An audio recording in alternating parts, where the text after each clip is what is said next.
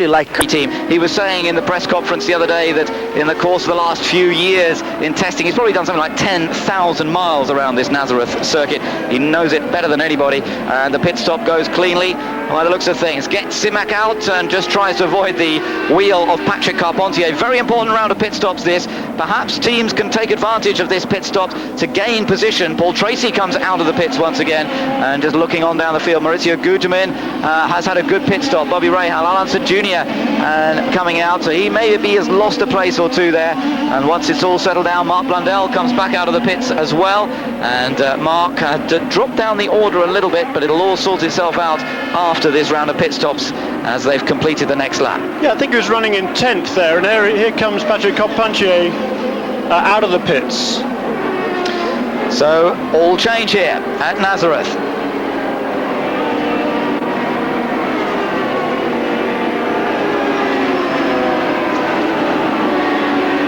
Roberto Moreno being serviced by the Newman Haas crew teammate, don't forget, to Michael Andretti as he's taken over that car. Alex Zanardi has also just been in, and he comes out just behind the car of Roberto Moreno, but Zanardi running a long way down in 16th position after qualifying in 21st place, and it doesn't look as though he's going to be able to do an awful lot, but who knows, it's still very early days in this race. Zanardi going for the championship this year, and we'll see just how mature and just how much of a championship chaser he can be today. If he can work his way into the points, don't forget, they score all the way down to 12th position in this championship. So a good opportunity for Zanardi if he just works away at it this afternoon. There'll be a lot of incidents, could be a lot of reliability factors coming into it as well. And if Zanardi can stay out of trouble, he can still get into the points and add to his tally. But working against him is the fact that Tracy's going well. Michael Andretti's got a very fast car, and Andretti lying third in the championship. Scott Pruitt, the championship leader, though, not really on the pace so far, either in qualifying or in the race. No, it's strange, isn't it? He's been struggling a little bit all weekend here. He's certainly gone well here in the past. He's also, I know he was very worried about the car going loose in the race. They worked very, very hard throughout practice to make sure that didn't happen when we come to the race this afternoon. But there he's back in 11th place at the moment. His teammate Raoul Boisel in the lead, and really looking very, very strong indeed. Patrick Carpentier, I think, must have had something go wrong during his pit stop. He's dropped all the way back to 13th place. That's a tragedy for Patrick Carpentier. But John Stone, Michael Andretti, I think, are both back on the lead lap now. And before we get ready for the restart, they will be waved past the pace car, and we'll be able to join on the back of the lead lap. So Michael Andretti, he may be running 15th, but I think he'll be back on the lead lap, and that's exactly what he needs.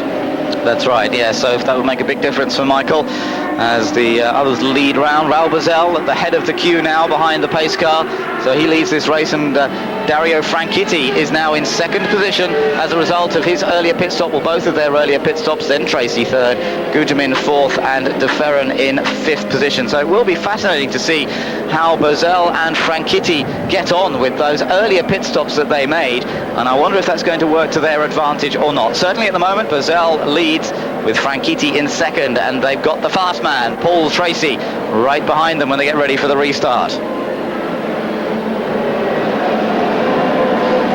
Lap number 69 they're on now out of 225, and it's Raoul Boisel who leads on this yellow flag period behind the pace car. Dario Franchitti behind him, but then the man who was leading before this last yellow, Paul Tracy, in third place, then Gugelmin in fourth, De Ferran in fifth, Bobby Rahal sixth. Alan Jr. definitely losing out in that round of pit stops. He's back down to seventh position again, and then Richie Hearn, Jimmy Vasser, and Brian Herter. Rounding out the top 10 after that, Scott Pruitt, Mark Blundell, Patrick Carpentier, Parker Johnson, and Michael Andretti all on the lead lap. That's 15 cars on the lead lap.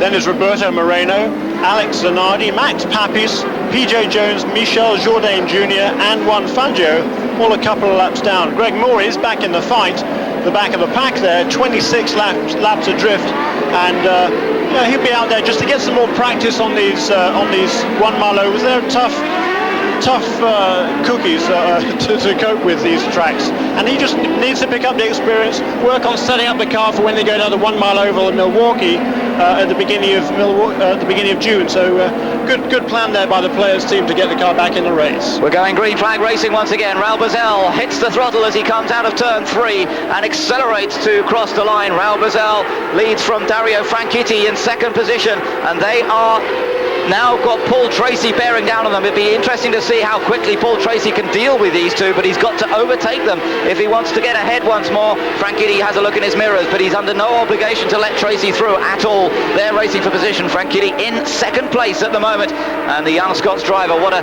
baptism he's having. Only his second oval race, and in some ways his first true oval race. The cars in Homestead were running in quite a different configuration. Here on the 1 mile oval at Nazareth, they've got lots of downforce, they've got great big wings front and rear. The car quite different to drive here, and the Nazareth oval, one of the most difficult. There you can see Paul Tracy is bearing down on Franchitti. Meanwhile, it's giving Raul Boesel the opportunity to escape up front. Just a little bit, 20.4 the last lap by Raul Boesel. Franchitti 3 or 4 tenths off of that, but driving a beautiful line there, very clean indeed. Paul Tracy's going to have to work hard to get past the guy. Fabulous job by Dario Franchitti. You'd think he was a veteran. That's right, and only in his 4th ever race. He never came and saw any of the races before he got into the car to actually race in Miami. So it's been an incredible learning experience for Franchitti, but with an excellent team owner, Carl Hogan, who's been through it all before. But now it looks as though Tracy tucked in the slipstream and dives past as they go into turn 3. Good, clean passing manoeuvre from Paul Tracy. He knew that Franchitti was quick. He had to do a decent job on him. He did so Franchitti goes back to 3rd. Tracy now goes chasing after Raul Boesel. Very smart driving by Paul Tracy, waiting for the opportunity. He got a great run out of turn 2 at the top of the hill and took advantage to draw alongside Dario Franchitti, who went downhill into turn 3, cleanly through on the inside. Dario paying attention.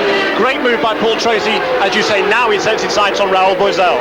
Boesel lapping in the 20.5 bracket last lap, and Paul Tracy at 20.3, a couple of a tenth second faster. Paul Tracy still the fastest man on the circuit by the looks of things as he chases after Boesel.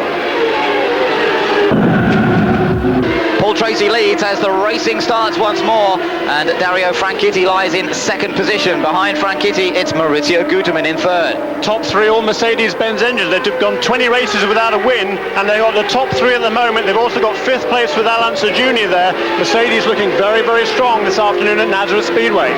Yes, I spoke to Paul Morgan of Ilmore just a little bit before the start of the race, and he was saying that it's not necessarily an engine circuit, this one. Really, the engine builders are all reliant upon the chassis guys getting their side of the equation right, because this circuit, it's all about getting the chassis right.